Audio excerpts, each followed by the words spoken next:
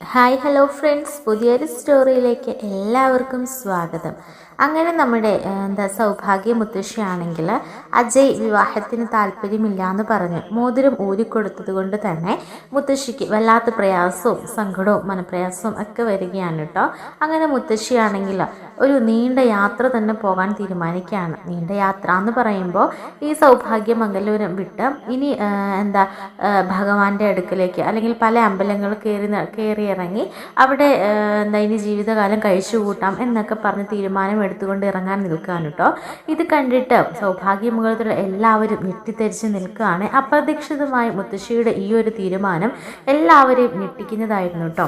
അങ്ങനെ അവസാനം അജയ് പറയാണ്, ഇല്ല മുത്തശ്ശി ഞാൻ എങ്ങോട്ടേക്കും വിടില്ല. മുത്തശ്ശി എന്തായാലും ഞങ്ങളുടെ ഒപ്പം തന്നെ കാണണം. മുത്തശ്ശിക്ക് വേണ്ടിയിട്ട് ഞാൻ എൻ്റെ തീരുമാനം മാറ്റുകയാണ്. ഞാൻ ഈ വിവാഹത്തിന് സമ്മതിക്കാം എന്നൊക്കെ പറഞ്ഞ് മോതിരം തിരിച്ച് കയ്യിലേക്ക് അണിയുന്നൊക്കെ ഉണ്ട് കേട്ടോ. അപ്പോൾ ഇതൊക്കെ കണ്ട് എല്ലാവരും വളരെ സന്തോഷത്തിൽ നിൽക്കുകയാണ്. അങ്ങനെ സത്യനാണെങ്കിലും പറയുന്നുണ്ട്, നിന്നോട് ഒരുപാട് നന്ദി പറയാണ് ഞാൻ. എന്തായാലും എല്ലാവർക്കും വേണ്ടിയിട്ട്, ഈ കുടുംബത്തിലുള്ള എല്ലാവർക്കും വേണ്ടിയിട്ട് നീ നിൻ്റെ തീരുമാനം മാറ്റിയല്ലോ, അത് തന്നെ നിന്നോട് എത്ര നന്ദി പറഞ്ഞാലും മാറില്ല അജയ് എന്നൊക്കെ പറയുമ്പോൾ എല്ലാവരും കൂടെ എൻ്റെ സന്തോഷവും എൻ്റെ താല്പര്യമൊക്കെ മറന്നിട്ടല്ലേ ഇതൊക്കെ ചെയ്തത്. ആയിക്കോട്ടെ, അങ്ങനെ ഞാൻ കാരണം ആരുടെ മനസ്സ് വേദനിക്കേണ്ട, അതിന് വേണ്ടിയിട്ടാണ് എൻ്റെ ജീവിതം ഞാൻ ബലി കൊടുക്കുന്നത് എന്നൊക്കെ പറഞ്ഞിട്ട് അജയും പോവുകയാണ് കേട്ടോ. ഇതേ സമയത്ത് മുത്തശ്ശിക്കാണെങ്കിൽ വല്ലാത്തൊരു ഇങ്ങനെ മനസ്സിൽ ഭീതി ഉണ്ടായിക്കൊണ്ടേയിരിക്കുകയാണ്. ഈ വിവാഹം നടക്കുമോ, ഈ വിവാഹം നടന്നതിന് ശേഷം ഇനി മറ്റെന്തെങ്കിലും പ്രശ്നങ്ങളൊക്കെ ഉണ്ടാകുമോ എന്നൊക്കെയുള്ള ആ ഒരു തോന്നൽ മുത്തശ്ശിയുടെ മനസ്സിൽ ഇങ്ങനെ വന്നുകൊണ്ടേയിരിക്കുകയാണ്. അങ്ങനെ ഒരു പൂജാരിയെ വിളിച്ചു വരുത്തി പൂജാകർമ്മങ്ങളും കാര്യങ്ങളൊക്കെ ചെയ്യുന്നുണ്ട്. പല തടസ്സങ്ങളും ഉണ്ട്, അതെല്ലാം നീങ്ങണമെങ്കിൽ പല വഴിപാടുകളും ഉണ്ട് എന്നൊക്കെ ഇങ്ങനെ പൂജാരി പറയുന്നുണ്ട് കേട്ടോ. ഇതേ സമയത്ത് മുത്തശ്ശി പറയുന്നുണ്ട്, എന്ത് വഴിപാടാണെങ്കിലും എത്രയൊക്കെ അമ്പലങ്ങളിൽ സന്ദർശിക്കണമെങ്കിൽ എന്ത് ചെയ്യണമെങ്കിലും അതൊക്കെ ചെയ്തോളാം. എല്ലാം മംഗളകരമായിട്ട് നടക്കണം. ഈ കുടുംബം ഒരിക്കലും ഛന്നം ഭിന്നമായി പോകരുത്. എല്ലാവരും ഒത്തൊരുമയോടുകൂടി അവസാനം വരെ ഇവിടെ ഉണ്ടായിരിക്കണം എന്നൊക്കെ പറഞ്ഞ് മുത്തശ്ശി ഇങ്ങനെ തൻ്റെ ആഗ്രഹങ്ങളും തൻ്റെ മനസ്സിലെ കാര്യങ്ങളൊക്കെ ഇങ്ങനെ പറയുന്നുണ്ട് കേട്ടോ.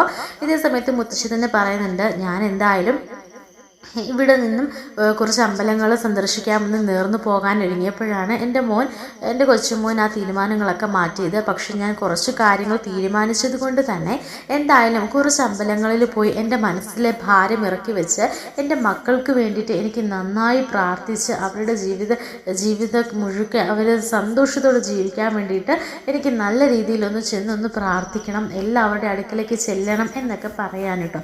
അതിന് വേണ്ടിയിട്ട് എന്തായാലും ഞാൻ കുറച്ച് അമ്പലങ്ങളിലൊക്കെ പോകും, ഇവരുടെ വിവാഹത്തിന് മുൻപ് തന്നെ ഞാൻ തിരിച്ചെത്തും എന്നൊക്കെ പറഞ്ഞുകൊണ്ട് മുത്തശ്ശിയാണെങ്കിൽ കുറച്ച് അമ്പലങ്ങൾ സന്ദർശിക്കാൻ വേണ്ടിയിട്ട് പോവുകയാണ്. ഇതേ സമയത്ത് നമ്മുടെ അജയുടെ അച്ഛൻ പറയുന്നുണ്ട്, ഞാൻ കൂടെ വരാം, ഞാൻ വന്ന് അമ്പലത്തിലേക്ക് കൂട്ടിക്കൊണ്ടു പോകാം അമ്മയെ എന്ന് പറയുമ്പോൾ വേണ്ട നീ ഇവിടെ തന്നെ ഉണ്ടാവണം, കാര്യങ്ങളെല്ലാം നടത്തണ്ടേ, എല്ലാവരും കൂടെ ചേർന്നിട്ട് എത്രയും പെട്ടെന്ന് വിവാഹത്തിനുള്ള ഏർപ്പാടുകളൊക്കെ ചെയ്യുക, ഞാൻ പോയിക്കോളാം, എനിക്ക് ഒരു കുഴപ്പമില്ല, ഞാൻ ഡബിൾ സ്ട്രോങ് എന്നൊക്കെ പറയുന്നുണ്ട് കേട്ടോ. ഞാൻ പോയതുപോലെ തന്നെ തിരിച്ചു വിടുത്തും, അതുകൊണ്ട് നിങ്ങൾ ആരും അതോർത്ത് വിഷമിക്കേണ്ട. എന്നാലും ഞാൻ എൻ്റെ ഈശ്വരന്മാരെ കാണാനല്ലേ പോകുന്നത്, അതുകൊണ്ട് അവരുടെ സംരക്ഷണം അവരുടെ കരുതലും എനിക്ക് എപ്പോഴും ഉണ്ടായിരിക്കും, അതുകൊണ്ട് നിങ്ങളാരും അതൊന്നും ഓർത്ത് ടെൻഷൻ അടിക്കേണ്ട എന്ന് പറഞ്ഞിട്ട് സൗഭാഗ്യ മുത്തശ്ശിയാണെങ്കിൽ കുറച്ച് അമ്പലങ്ങളൊക്കെ സന്ദർശിക്കാൻ വേണ്ടിയിട്ട് പോവുകയാണ് കേട്ടോ. ഇതേ സമയത്ത് അങ്ങനെ അമ്പലങ്ങളെല്ലാം സന്ദർശിച്ച് തൻ്റെ ആഗ്രഹങ്ങളെല്ലാം ഭഗവാനോട് പറയുന്നുണ്ട്. അപ്പോൾ നമ്മുടെ അജയുടെയും അതുപോലെ തന്നെ അഞ്ജനയുടെയും വിവാഹമൊക്കെ ഭംഗിയായി നടക്കാനും ഒരു തടസ്സം കൂടാതെ എല്ലാം ഭംഗിയായി നടക്കാനും മുൻപോട്ടുള്ള ജീവിതം സന്തോഷകരമാകാനും സൗഭാഗ്യമംഗലപുരം ഒരിക്കലും ചിന്നിച്ചിതറി പോവാതിരിക്കാനും ഒക്കെയുള്ള നേർച്ചകളും വഴിപാടുകളും കാഴ്ചകളും ഒക്കെ വയ്ക്കുന്നുണ്ട് കേട്ടോ സൗഭാഗ്യമുത്തശ്ശി. അങ്ങനെ ഇരിക്കുകയായിരിക്കും ഒരമ്പലത്തിലേക്ക് ചെല്ലുമ്പോൾ, അതായത് പണ്ടത്തെ അതായത് സൗഭാഗ്യമുത്തശ്ശിയുടെ ഭർത്താവ് ജീവിച്ചിരിക്കുന്ന കാലത്ത് വിവാഹശേഷം ആ ഒരു അമ്പലത്തിൽ വന്നിട്ടായിരിക്കും ഇവർ ഒരുപാട് പ്രാർത്ഥിച്ചിട്ടൊക്കെ ഉണ്ടായിരിക്കുക. അതുപോലെ ഇവരുടെ ഉയർച്ചയ്ക്കൊക്കെ ആ ഒരു അമ്പലം വലിയൊരു കാരണമായി തീർന്നിട്ടുണ്ട് കേട്ടോ. അപ്പോൾ അവിടുത്തെ പൂജാരിയുമായിട്ട് പണ്ട് മുതലൊക്കെ ഉള്ള ഒരു പരിചയം ഇവർക്കുണ്ടായിരുന്നു. അങ്ങനെ മുത്തശ്ശിയെ കണ്ട ഉടനെ തന്നെ ആ പൂജാരിക്ക് മനസ്സിലാകുകയാണ് കേട്ടോ. അങ്ങനെ വന്ന് ഒരുപാട് സംസാരിക്കുന്നൊക്കെ ഉണ്ട് കേട്ടോ. അങ്ങനെ ഇവിടേക്ക് വന്നിട്ട് ഒരുപാട് കാലമായല്ലോ മക്കളെയൊക്കെ കൂട്ടി, ഇടയ്ക്കൊക്കെ വന്നൊന്ന് ഭഗവാനെ കണ്ടിട്ട് പോകണ്ടേ എന്നൊക്കെ പറയുമ്പോൾ മുത്തശ്ശി പറയുന്നുണ്ട്, എല്ലാവർക്കും തിരക്കല്ലേ പൂജാരി, എല്ലാവരും അവരുടെ ബിസിനസ്സും കാര്യങ്ങളും ഒക്കെ ആയിട്ട് ഇങ്ങനെ മുൻപോട്ട് പോവുകയല്ലേ, ഓരോരുത്തർ ജോലി തിരക്കും കാര്യങ്ങളൊക്കെ. അതുകൊണ്ട് തന്നെ ആരെയും ഇപ്പോൾ കിട്ടില്ല എന്നൊക്കെ പറയുന്നുണ്ട് കേട്ടോ. എന്തായാലും വയസ്സനാം കാലത്താണെങ്കിലും എനിക്ക് ഇവിടേക്ക് ഒന്ന് വരാൻ തോന്നി. എന്തോ ഒരു ഉൾവിളി പോലെ ഇവിടേക്ക് വന്നൊന്ന് പ്രാർത്ഥിക്കണം, എല്ലാം ഒന്ന് എല്ലാവരെയും ഒന്ന് കാണണം എന്നൊക്കെ ഒരു തോന്നൽ. അതാ ഞാൻ തനിയാണെങ്കിലും ഇങ്ങി പോകുന്നത്. എൻ്റെ ആരോഗ്യമോ അല്ലെങ്കിൽ എൻ്റെ വേദനകളോ ഒന്നും ഞാൻ നോക്കാതെ, എൻ്റെ അസുഖങ്ങളോ ഒന്നും ഞാൻ നോക്കാതെ ഇങ്ങോട്ടേക്ക് പുറപ്പെട്ടത് അതുകൊണ്ട് മാത്രമാണ് എന്നൊക്കെ മുത്തശ്ശി പറയുന്നുണ്ട് കേട്ടോ. ആ സമയത്ത് പൂജാരി പറയുന്നുണ്ട്, അതേതായാലും നന്നായി. ചിലപ്പോൾ ഭഗവാൻ ചിലപ്പോൾ കാണാൻ വേണ്ടി വിളിച്ചതാണെങ്കിലോ, അതെന്തായാലും മനസ്സ് തുറന്ന് ഉള്ളു തുറന്ന് പ്രാർത്ഥിച്ചോ, എല്ലാം കാണുന്നവനും കേൾക്കുന്നവനുമാണ്, നിങ്ങളുടെ എല്ലാ പ്രയാസങ്ങളും മാറ്റിക്കൊള്ളൂ എന്നൊക്കെ പറയുമ്പോൾ സൗഭാഗ്യ മുത്തശ്ശി പറയുന്നുണ്ട്, അതിനുവേണ്ടി തന്നെയല്ലേ ഞാൻ ഇവിടേക്ക് വന്നത്. എൻ്റെ മനസ്സിൽ ഒരുപാട് ഭാരമുണ്ട്, അതെല്ലാം എനിക്ക് ഇറക്കി വെക്കണം എന്നൊക്കെ പറയാൻ കേട്ടോ. അപ്പോൾ പൂജാരി ഇങ്ങനെ അടിമുടി നോക്കിയിട്ട് പറയുന്നുണ്ട് കേട്ടോ, എല്ലാ പ്രശ്നങ്ങളും വഴിയെ മാറിക്കൊള്ളും, അതിന് കുറച്ച് സമയം കൊടുത്താൽ മതി. പിന്നെ പിടിവാശികളൊക്കെ ആവാം, പക്ഷെ അത് അതിര് കിടക്കരുത്. മറ്റുള്ളവരുടെ മനസ്സുകൂടി ഒന്ന് കാണണം. അവനവർക്ക് ഇഷ്ടമുള്ളതുപോലെ അവനവർ ജീവിച്ചോട്ടെ, നമ്മൾ അതിൽ കൈകടത്താൻ പോകണ്ട. എല്ലാവർക്കും അവരുടേതായ കാഴ്ചപ്പാടുകളും ജീവിത രീതികളും ഒക്കെ ഉണ്ടല്ലോ. പിന്നെ മുകളിലൊരുത്തൻ എല്ലാം എഴുതി വെച്ചിട്ടുണ്ടല്ലോ, അത് പ്രകാരമല്ലേ നടക്കുകയുള്ളൂ. നമ്മൾ വാശി പിടിച്ചിട്ട് അതൊന്നും നടക്കാൻ പോകുന്നില്ല എന്ന് പറഞ്ഞിട്ട് പറയുന്നുണ്ട് കേട്ടോ. വിവാഹമെന്ന് പറയുന്നത് രണ്ട് മനസ്സുകൾ ഒന്നിച്ച് ചേരേണ്ട ഒരു പവിത്രമായ ബന്ധമാണ്. അത് മറ്റുള്ളവരുടെ നിർബന്ധത്തിന് വഴങ്ങി അത് അംഗീകരിക്കേണ്ട കാര്യമല്ല എന്നൊക്കെ പറയാൻ കേട്ടോ. അങ്ങനെ പൂജാരി കുറേ കാര്യങ്ങൾ പറയണം. അതായത് അജയ് അഞ്ജന വിവാഹം നടക്കാൻ പാടില്ല എന്നും, അതൊരിക്കലും ശാശ്വതമായിട്ടുള്ള തീരുമാനമല്ല എന്നും, അത് ആയുഷ്കാലം നിലനിൽക്കില്ല എന്നും, ഒരിക്കലും ആ വിവാഹം നടക്കില്ല എന്നും ഒക്കെയുള്ള കാര്യങ്ങൾ പൂജാരി പറയാതെ പറയുന്നുണ്ട് കേട്ടോ. അതുപോലെ തന്നെ പറയുന്നുണ്ട്, നിങ്ങളുടെ തൊട്ടടുത്ത് തന്നെയുണ്ട് നിങ്ങൾക്ക് നഷ്ടപ്പെട്ടു പോയ നിധി, അതിനെ നിങ്ങൾ മനസ്സിലാക്കുന്നില്ല, അത് തന്നെ കാര്യം. അത് മാത്രമല്ല, ഈശ്വരൻ നിങ്ങളുടെ തൊട്ടടുത്തിലേക്ക് ഓരോ നിമിഷവും അടുപ്പിച്ചുകൊണ്ടിരിക്കുകയാണ് നിങ്ങളുടെ നിധിയെ. നിങ്ങൾക്ക് എത്രയും പെട്ടെന്ന് തന്നെ അത് തിരികെ കിട്ടുക തന്നെ ചെയ്യും. നിങ്ങൾക്ക് നഷ്ടപ്പെട്ടു പോയ നിങ്ങളുടെ നിധി എത്രയും പെട്ടെന്ന് നിങ്ങൾക്ക് തിരിച്ചു കിട്ടും, നിങ്ങളുടെ തൊട്ടടുത്ത് തന്നെയുണ്ട് എന്നൊക്കെ പറയാൻ കേട്ടോ. അത് കേൾക്കുമ്പോൾ മുത്തശ്ശിക്ക് ഒരുപാട് സന്തോഷമാകുകയാണ്. ഇപ്പോൾ സൗഭാഗ്യ മുത്തശ്ശി പറയുന്നുണ്ട്, പൂജാരി പറഞ്ഞതിൻ്റെ അർത്ഥം അത് ഞങ്ങൾക്ക് നഷ്ടപ്പെട്ടു പോയ ഞങ്ങളുടെ കുട്ടിയെ ഞങ്ങൾക്ക് തിരിച്ചു കിട്ടുമെന്നില്ലേ, അവൾ ഇപ്പം ഞങ്ങളുടെ അടുത്തെത്താറായി എന്നല്ലേ പറഞ്ഞത്. എനിക്കത് മാത്രം മതി. മരിക്കുന്നതിന് മുൻപ് എൻ്റെ അഭിരാമിയും എൻ്റെ സുമിത്രേനെയും ഒന്ന് കണ്ടാൽ മതി. എനിക്ക് അവരുടെ മൊത്തം സത്യം ജീവിക്കുന്നത് എനിക്കൊന്ന് കാണണം. എല്ലാ സന്തോഷങ്ങളും ഒരുമിച്ച് ഭഗവാൻ തരില്ലല്ലോ, അതുകൊണ്ടായിരിക്കും ആ ഒരു സന്തോഷം എന്നിൽ നിന്ന് എടുത്തു പോയത്. എന്തായാലും എൻ്റെ മക്കളെ എനിക്ക് തിരിച്ചു കിട്ടണം.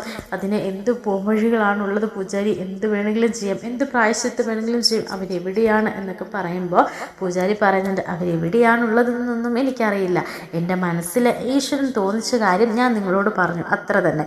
എന്തായാലും നിങ്ങൾക്ക് നഷ്ടപ്പെട്ടതൊക്കെ തിരിച്ചു വരും, അത് ഉറപ്പാണ്, അത് ഉറപ്പായ സത്യമാണ് എന്നൊക്കെ പറയുന്നുണ്ട് കേട്ടോ. എന്നിട്ട് പറയുന്നുണ്ട്, ഇതിന് പരിഹാരങ്ങളോ പൂജാകർമ്മങ്ങളോ ഒന്നുമില്ല, മനസ്സറിഞ്ഞുള്ള പ്രാർത്ഥന അത് മാത്രം മതി. ഈശ്വരനിൽ അർപ്പിച്ചുകൊണ്ട് എല്ലാ സങ്കടങ്ങളും പറയുക, ഈശ്വരൻ എല്ലാത്തിനും ഒരു വഴി കാണിച്ചു തരും, നമ്മുടെ എല്ലാ പ്രയാസങ്ങളും മാറ്റിത്തരും.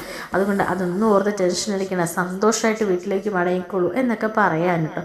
അങ്ങനെ സൗഭാഗ്യ മുത്തശ്ശിയും തൻ്റെ പേരക്കുട്ടിയും തൻ്റെ മരുമകളും എത്രയും പെട്ടെന്ന് തൻ്റെ അടുക്കിലേക്ക് തന്നെ തിരിച്ചു വരും എന്നുള്ള ആ ഒരു യാഥാർത്ഥ്യം മനസ്സിലാക്കിയത് കൊണ്ട് തന്നെ ഒരുപാട് സന്തോഷത്തോടു കൂടിയായിരിക്കും കേട്ടോ ആ അമ്പലത്തിൽ നിന്നും മടങ്ങുന്നത്. അങ്ങനെ തിരികെ വീട്ടിലെത്തുമ്പോൾ സത്യനോട് ഈ കാര്യങ്ങളൊക്കെ പറയുന്നുണ്ട് കേട്ടോ. അപ്പോൾ സത്യനും പറയുന്നുണ്ട്, സത്യമാണോ അമ്മ പറഞ്ഞതൊക്കെ സത്യമാണോ? അപ്പോൾ അതെ, സത്യം തന്നെ. നീ തന്നെ ഒന്ന് ആലോചിച്ച് നോക്കി, എന്നെക്കുറിച്ച് നിൻ്റെ ഭാര്യയും മകളും ഒക്കെ നഷ്ടപ്പെട്ടത് അറിയാത്തൊരു പൂജാരി. ഞങ്ങൾ പണ്ട് നീയൊക്കെ ജനിക്കണ സമയത്തും നിൻ്റെയൊക്കെ ചെറുപ്പത്തിലാണ് ഞങ്ങൾ ആ അമ്പലത്തിൽ പോയിട്ടുണ്ടായിരുന്നത്. അത് കഴിഞ്ഞിട്ട് ആ അമ്പലത്തിലേക്ക് ഇന്ന് പോയിട്ട് കൂടിയില്ല. എന്നിട്ട് കൂടി നമ്മുടെ എല്ലാ കാര്യങ്ങളും ഇതുപോലെ പറയണമെങ്കിൽ അത് ഒരു ജ്ഞാനം തന്നെയല്ലേ. ഈശ്വരൻ ആ പൂജാരിക്ക് തോന്നിച്ച കാര്യമല്ലേ. അപ്പോൾ നമ്മളെ അറിയിക്കാൻ വേണ്ടിയിട്ട് നമ്മുടെ അടുത്ത് തന്നെ ഉണ്ടെന്നാണ് പറഞ്ഞത്. അഭിരാമിമോൾ എത്രയും പെട്ടെന്ന് അഭിരാമിമോൾ നമ്മുടെ അടുക്കിലേക്ക് തിരിച്ചു വരുമെന്നാണ് പറഞ്ഞത്. അത് കേട്ടപ്പം എൻ്റെ ചങ്കൊന്ന് പിടച്ചു. എത്രയും പെട്ടെന്ന് അവരൊന്ന് എത്തിയാൽ മതിയെന്നേ ഉള്ളൂ എനിക്ക് എന്ന് പറയുമ്പോൾ സത്യം പറയുന്നുണ്ട്, എനിക്ക് എൻ്റെ കുഞ്ഞിനെയും എൻ്റെ സുമിത്രേനെ ഒന്ന് കണ്ടിട്ട് മരിച്ചാൽ മതി അമ്മേ, അവർക്ക് വേണ്ടിയിട്ടാണ് ഞാൻ ഈ ജീവിതം തന്നെ ഒഴിഞ്ഞു വെച്ചിരിക്കുന്നത്. ഓരോ ദിവസവും ഓരോ സൂര്യനുദിക്കുമ്പോഴും ഞാൻ ഇന്നെൻ്റെ മകൾ, ഇന്നെൻ്റെ ഭാര്യ എൻ്റെ ഒപ്പം എൻ്റെയിലേക്ക് തിരിച്ചു വരണേ, അവരെക്കുറിച്ച് എന്തെങ്കിലും ഒരു വിവരങ്ങൾ എനിക്ക് കിട്ടണേ എന്നുള്ള പ്രാർത്ഥനയോടെ ഞാൻ ഓരോ ദിവസവും ആരംഭിക്കുന്നത്. ഓരോ ദിവസവും കഴിച്ചു കൂട്ടുന്ന പാട് എനിക്കറിയാം അമ്മേ. രാത്രി ഉറങ്ങാൻ കിടക്കുമ്പോൾ അവരുടെ ഓർമ്മകളാണ് എൻ്റെ എല്ലാം അവരുടെ ഓർമ്മകളിലൂടെയാണ് ഞാൻ ജീവിക്കുന്നത്. എത്രയും പെട്ടെന്ന് അവരെ എനിക്ക് തിരിച്ചു കിട്ടിയാൽ അത് മാത്രം മതി, ഈ ലോകത്തിൽ എനിക്ക് വേറെ ഒന്നും വേണ്ടമ്മേ എന്നൊക്കെ പറയാൻ കേട്ടോ. അങ്ങനെ സത്യൻ്റെ വാക്കുകളൊക്കെ കേട്ട് ആകെ പ്രയാസപ്പെട്ട് നിൽക്കുമായിരിക്കും കേട്ടോ നമ്മുടെ മുത്തശ്ശി.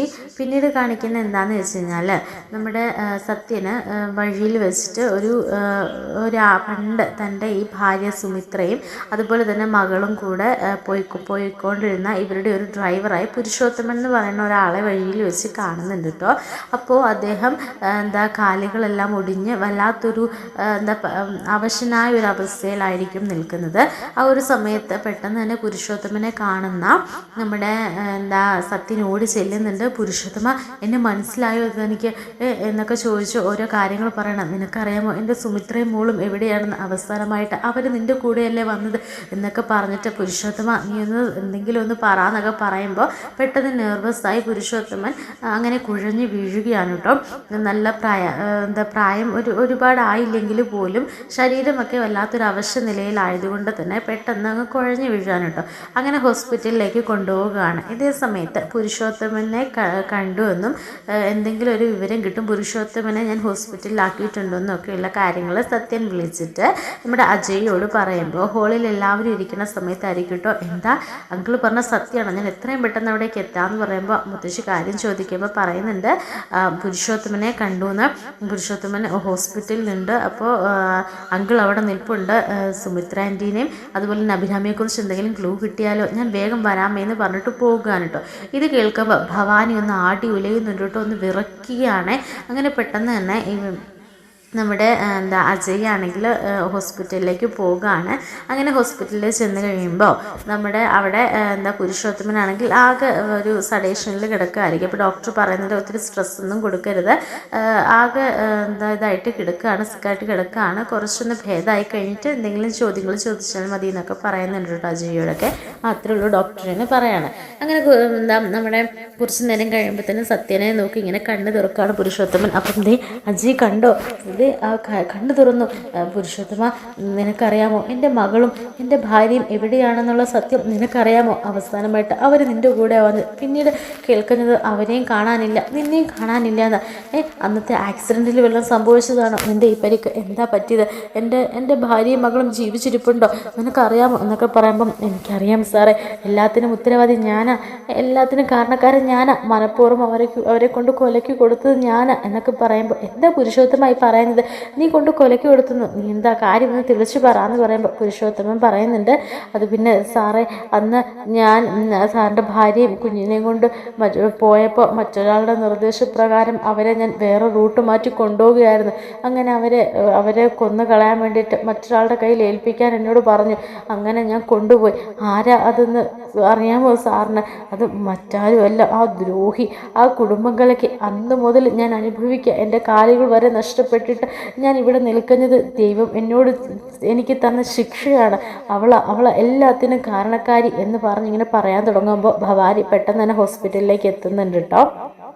അങ്ങനെ ഭവാനി പെട്ടെന്ന് തന്നെ പുരുഷോത്തമൻ്റെ അടുക്കലേക്ക് ചെന്നിട്ട്, എടാ നീയല്ലേ എൻ്റെ സുമിത്രനെയും അതുപോലെ തന്നെ എൻ്റെ അഭിരാമി മോളെയും കൂടെ കൊണ്ട് കൊലയ്ക്ക് കൊടുത്തത് നീയല്ലേ? പറയടാ, സത്യം പറ, ആർക്ക് വേണ്ടിയിട്ടാണ് നീ അങ്ങനെ ചെയ്തത്? എന്തിനു വേണ്ടിയിട്ടാണ് നീ അങ്ങനെ ചെയ്തത് എന്ന് പറഞ്ഞ് കഴുത്തിന് പിടിക്കാൻ ശ്രമിക്കാൻ കേട്ടോ. എന്നിട്ട് ഇങ്ങനെ ഷൗട്ട് ചെയ്യുവാണേ. അപ്പോൾ സത്യങ്ങൾ ഇങ്ങനെ പറയാൻ വേണ്ടി വിതുമ്പി വരികയാണ് നമ്മുടെ പുരുഷോത്തമൻ. പക്ഷെ അത് പറയിപ്പിക്കാതെ നമ്മുടെ ഭവാനിയാണെങ്കിൽ മാക്സിമം ശ്രമിക്കുന്നുണ്ട് കേട്ടോ. അങ്ങനെ ഷൗട്ട് ചെയ്തുകൊണ്ടിരിക്കുകയാണ്. അങ്ങനെ പറയടാന്ന് പറയുന്ന കൂട്ടത്തിൽ തന്നെ ഭവാനി ഇങ്ങനെ തന്നെ കൊല്ലും എന്ന് ഭീഷണിപ്പെടുത്തുകയാണ്. ഇതേ സമയത്ത് പേടിച്ച് വരണ്ട് നിൽക്കാറുണ്ടോ പുരുഷോത്തമൻ. അങ്ങനെ തന്നെ പെട്ടെന്നൊരു കോമാ സ്റ്റേജിലേക്ക് പോവുകയാണ്. ഇത് കണ്ട ഉടനെ പെട്ടെന്ന് അങ്ങ് അനക്കമില്ലാതെ കിടക്കുന്നതാണ്. പെട്ടെന്ന് അജയ് ഡോക്ടറെ വിളിച്ചുകൊണ്ട് പറഞ്ഞിട്ടുണ്ട്. അപ്പോൾ പറയുന്നുണ്ട് എന്തോ സ്ട്രെസ്സായിന്ന് തോന്നുന്നു, പെട്ടെന്ന് കോമാ സ്റ്റേജിലേക്ക് പോയി, ഇനി നമുക്കൊന്നും ചെയ്യാൻ കഴിയില്ല, ഇനി ആൾ സംസാരിക്കില്ല എന്നൊക്കെ പറയാൻ കേട്ടോ. അത് കേൾക്കുമ്പോൾ സത്യനും ദേഷ്യം വരികയാണ്. കാരണം നമ്മുടെ ഭവാനി വന്നിട്ട് അങ്ങനെയൊക്കെ പറയുകയും ചെയ്തതുകൊണ്ടാണ് അവരുടെ ഏറ്റവും വലിയ തെളിവ് നഷ്ടമായത്. അപ്പോൾ അജയും അതുപോലെ തന്നെ സത്യനും പറയുന്നുണ്ട്, എന്തിനാ ഇത്ര ദേഷ്യത്തിൽ പുരുഷോത്തമയോട് സംസാരിച്ചത്? അവൻ സത്യങ്ങളെല്ലാം പറഞ്ഞു വരികയായിരുന്നു. അപ്പോൾ ഇടയ്ക്ക് കയറി എന്തിനാ അവൻ അതൊക്കെ ചോദിച്ചത്? ഇപ്പോൾ കണ്ടില്ലേ ആ പാവത്താൻ്റെ ഇപ്പം അവസ്ഥ കണ്ടില്ലേ? ഇനി അയാൾ എത്ര നാൾ അങ്ങനെ കിടക്കണം എന്നൊക്കെ പറഞ്ഞിട്ട് ദേഷ്യപ്പെടുകയാണല്ലോ ഭവാനിയോട്. ഭവാനി അതൊന്നും മൈൻഡ് ആക്കണില്ല കേട്ടോ. അങ്ങനെ ഭവാനി താൻ കണ്ടെത്തിയ മാർഗം വിജയിച്ചു, അല്ലെങ്കിൽ തലനാരിഴയ്ക്ക് രക്ഷപ്പെട്ട സന്തോഷത്തിൽ അങ്ങനെ നിൽക്കുന്ന ഭവാനിയാണ് കേട്ടോ പിന്നീട് കാണിക്കുന്നത്.